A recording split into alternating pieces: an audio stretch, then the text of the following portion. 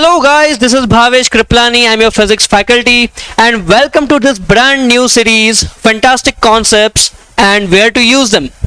So in this series, I'm going to discuss some unique, some important or some difficult types of concepts which are not usually discussed in the regular classes. Now these concepts will help you solve some special situations, some special types of problems. They would also help you gain a new perspective in the related chapters. Okay, so let's start guys, and in today's video we are going to discuss some special types of pseudo forces. So these special types of pseudo forces are applicable under two situations. The first condition that we need is that we need a system of only two particles, which we call as binary mass system.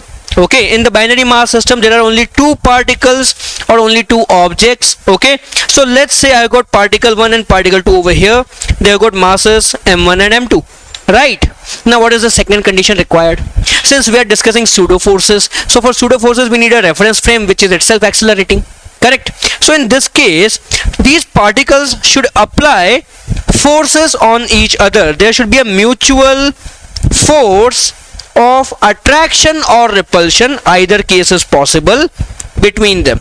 Okay, so let's say these two particles over here, they are attracting each other with a force F. Okay, so as you can see, for your system, this F is an internal force. Okay, it's an internal force of attraction between the two particles. We have got an action and a reaction. Correct, we have got the action reaction pair.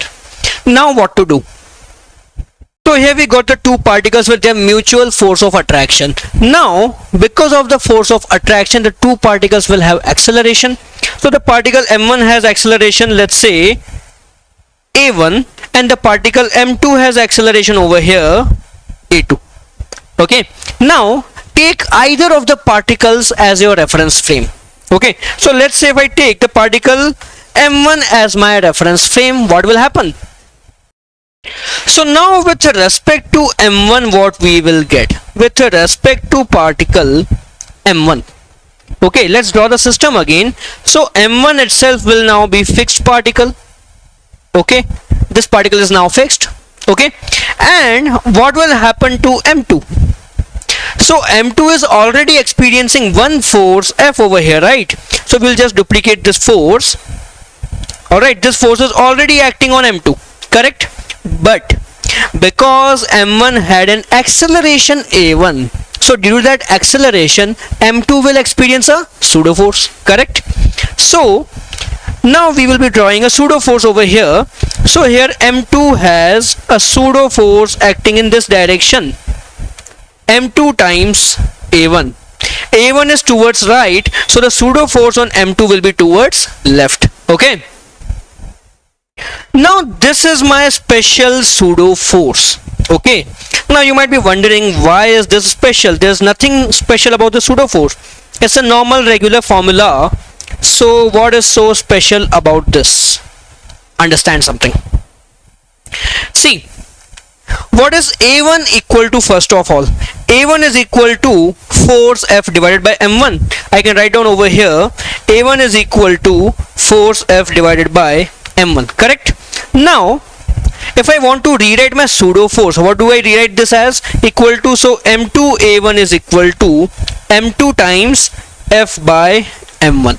Okay, now if you combine the two forces together, what will you get? So let me take this system once again. I take this system. Okay, and what am I doing now? I will be combining these two forces together. That is, I am adding them. Okay, so when you add them, you will get a single force. What you will get?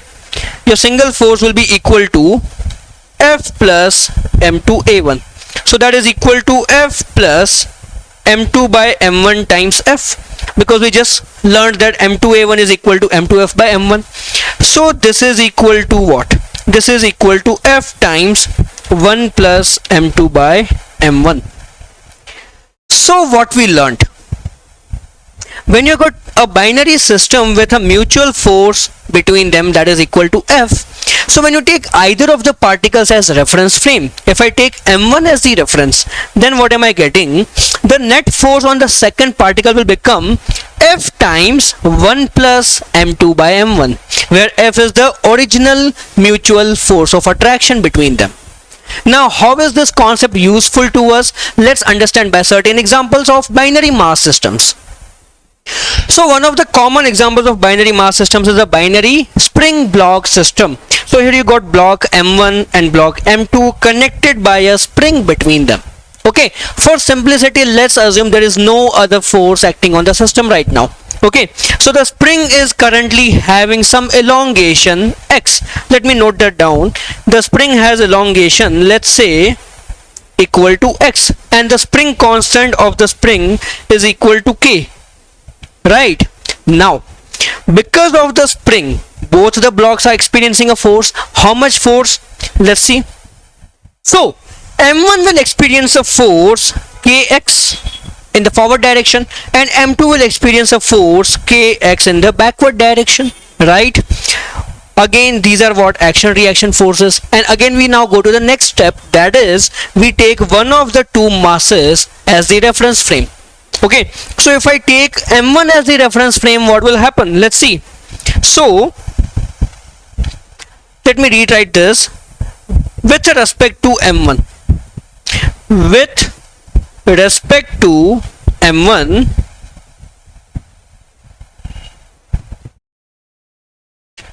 m1 is now fixed. Correct, m1 is now fixed. Right, this is your m1, this is your m2. Okay, now m2 is still experiencing the same force due to spring, that is kx, but there will be a pseudo force involved. What should be the pseudo force?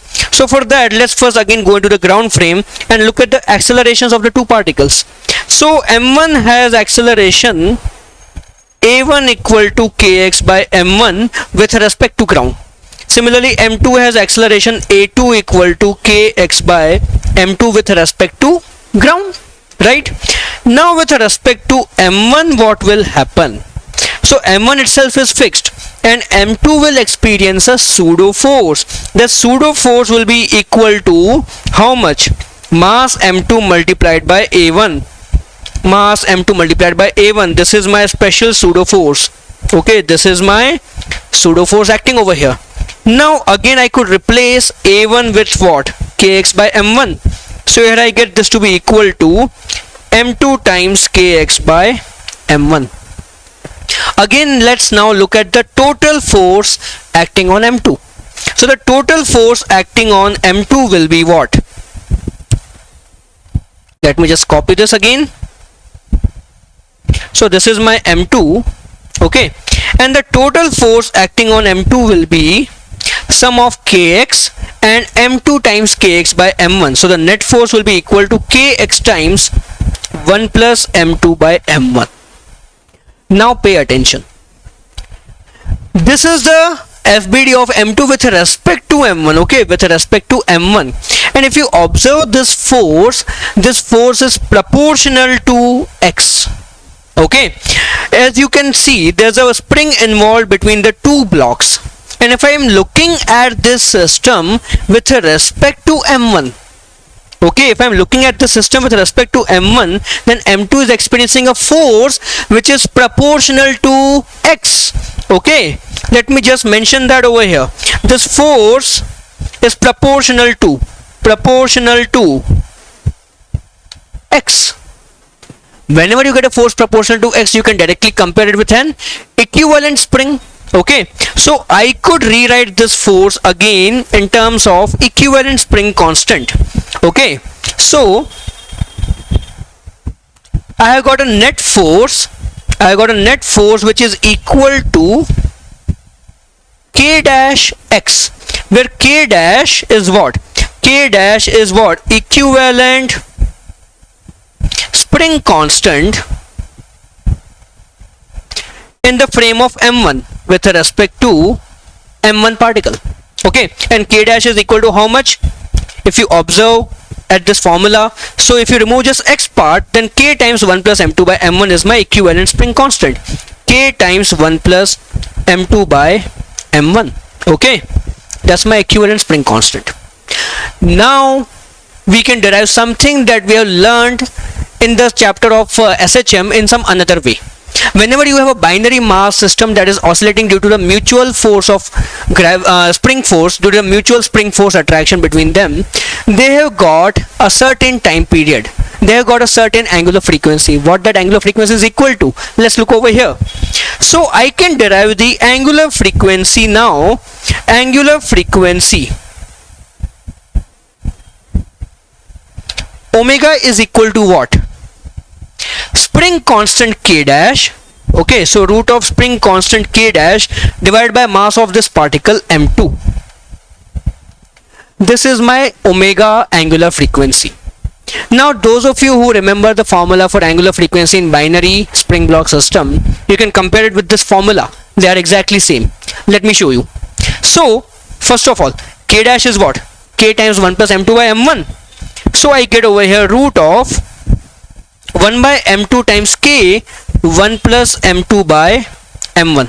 Okay, this is my omega.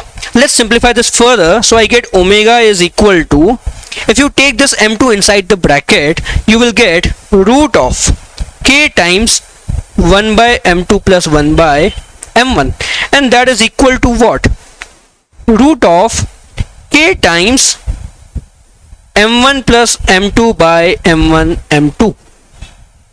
Or I could rewrite this as equal to root of k divided by mu, where mu is what? Mu is your reduced mass. I hope you know this concept very well. Reduced mass, that is equal to m1 m2 by m1 plus m2. You can compare the formula, you will get exactly same answer. Okay, so this was a shortcut way of deriving the omega in case of binary spring block system. All right, let's look at one more example. So again I got a binary spring block system. Okay, there's a mass m1, there's a mass m2 connected by a spring of spring constant k, and now we have got an external force F acting on m2. Okay, there's no force acting on m1, remember that. Okay, we need to keep our system simple and we need to be able to apply the special pseudo force. Okay, so in this case what we can do, first of all, let's look at the free body diagrams. Okay, so the spring is applying force kx on m1 and force kx on m2, and we already have the external force F. Now let's look at the accelerations. So the acceleration of m1 will be what? A1 equal to kx by m1. Again, with respect to particle m1, what will happen? With respect to m1, m1 will remain at rest, correct? M1 will remain at rest, it will be fixed. Okay, this is fixed. And m2 will experience what? M2 is already experiencing two forces, okay, that is kx and f. But because we are looking at the system with respect to m1, so there will be a pseudo force acting on m2. The pseudo force will be equal to how much? M2 times a1. So a1 is what? Kx by m1. So I get this to be equal to m2 times kx by m1. So now I can draw the FBD of m2 again. Okay, so the total force on m2 will be how much? F is there in the forward direction, and add kx and the pseudo force together, so you will get kx times 1 plus m2 by m1. So your system has been simplified.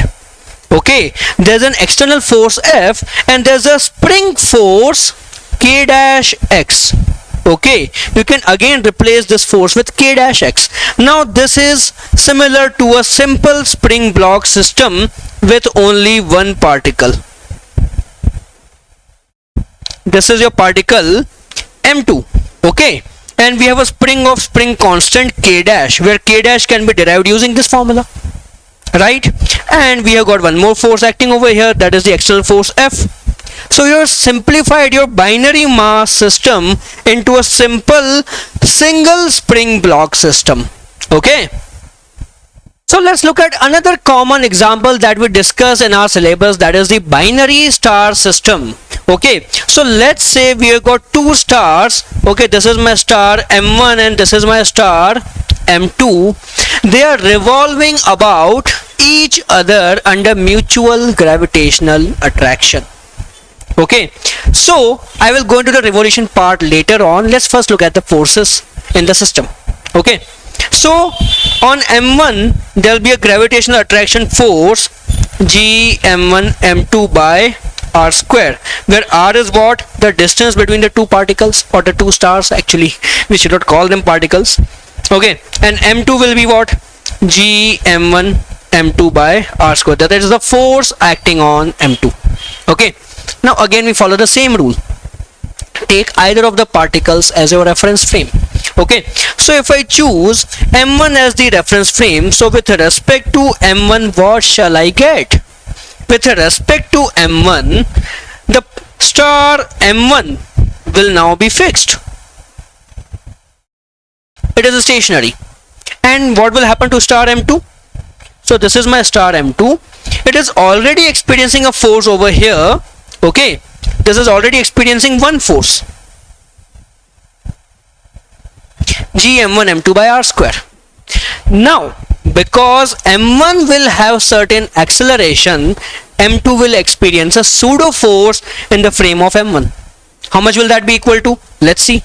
So, what is the acceleration on M1? So, the acceleration on M1, A1 is equal to what? Force divided by mass M1. So, A1 is equal to G M2 by R square.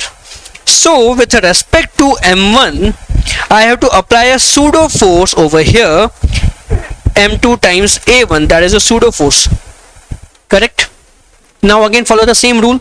Okay, replace A1 with GM2 by R square, right? Then what you will get? So this is equal to GM2 square by R square. Okay, there's a pseudo force acting on M2 and there's the actual gravitational force acting on M2. Now add both of them together. So when I add the two forces, one second. So this is my particle M2 and I am adding this force and this force together. So what is my net force? So the net force acting on M2 will now be equal to, take G M2 by R square common from them, G M2 by R square. So you get M1 plus M2 over here. Again, now observe something. If this is M1 which is actually fixed because we are in the frame of M1, and the distance between the two particles, the two stars, is equal to R. So in this system now, M2 is experiencing a force which is inversely proportional to the square of distance between the particles. So this is still following the law of gravitation indirectly, right? Now you could simplify the system like you can say a simple star planet system. Okay, this is your primary star and this is a satellite revolving around the star. Correct? For example, Earth is revolving around the sun. Then the force on Earth due to sun is what? Inversely proportional to R square. So Earth and the other planets are following an elliptical path. So we could apply the Kepler's laws and all those things over here. The only difference that we need to take care of. Okay. In a regular system, regular planetary system, let's say,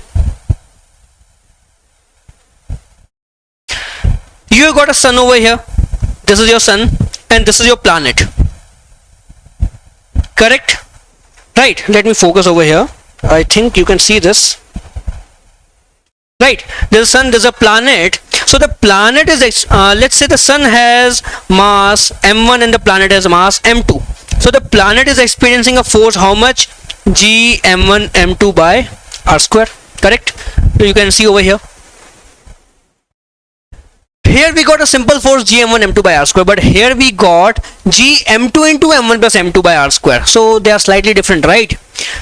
But still we could compare the two systems. Okay, how? Here you have got G m1 by r square, keeping m2 aside. So here also, if you keep m2 aside, you are left with G times m1 plus m2 by r square. So in your regular system, you have got m1, that is mass of sun. In this system over here, with respect to m1, you have to take m1 plus m2. Here you got only m1, here you have to take m1 plus m2. Now how is that useful? Pay attention. Okay, in your regular system, your time period is how much? Time period for circular orbits is how much? 2 pi under root r cube by g m1, correct? Where m1 is the mass of the sun, right? And if you take elliptical orbit, we replace this r cube with semi-major axis, correct?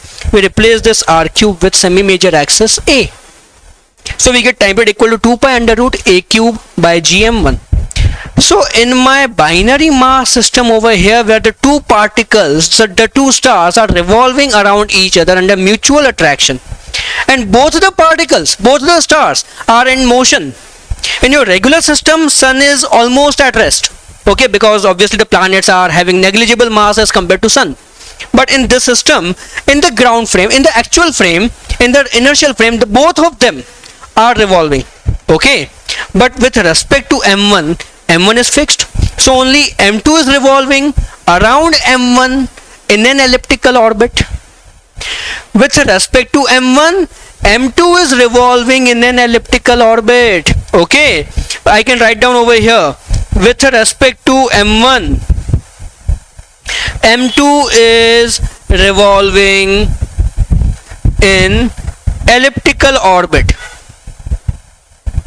okay. m2 is revolving in elliptical orbit with, let's say, semi-major axis